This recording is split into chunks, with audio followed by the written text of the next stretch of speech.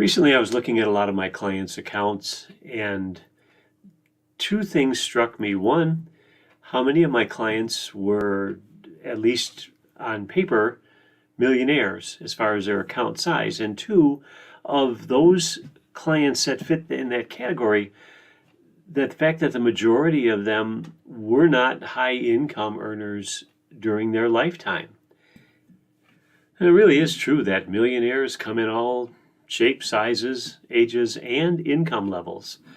While I did work with some very successful physicians and attorneys and business owners, the majority of people I've worked with over the years were lab technicians, nurses, government workers, maintenance workers from all walks, and none of them in the majority would be considered high income earners. However, they all became millionaires by retirement, which inspired me to create this week's video, 4 tips on how to become a millionaire, using their habits as a guide for my video.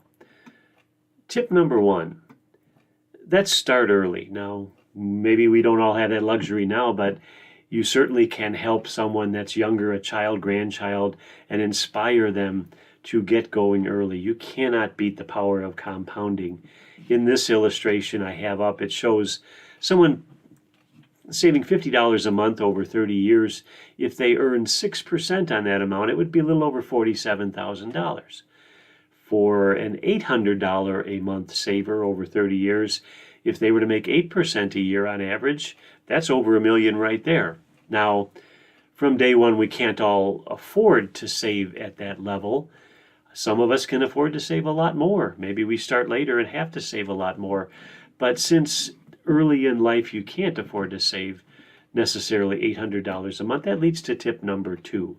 And that is increase savings a little every year. Say you have to start at a more modest level. You've got a lot going on. You start out with what you can afford and tweak it a little bit every year. Cost of living, maybe put some of that away. And you'd be amazed at the impact that has over time on a nest egg. Tip number 3, and that's try not to overspend. I know it's really tempting to buy everybody everything at Christmas time, take that fancy vacation now, or go on a shopping spree when just everything is on sale. I mean, why wait? Credit card companies and loan companies are very generous in allowing you to be able to buy things now instead of waiting till later. But the majority of people I mentioned earlier in the video were those who did not spend money on the things that they didn't need, or they waited until they could afford to pay for them.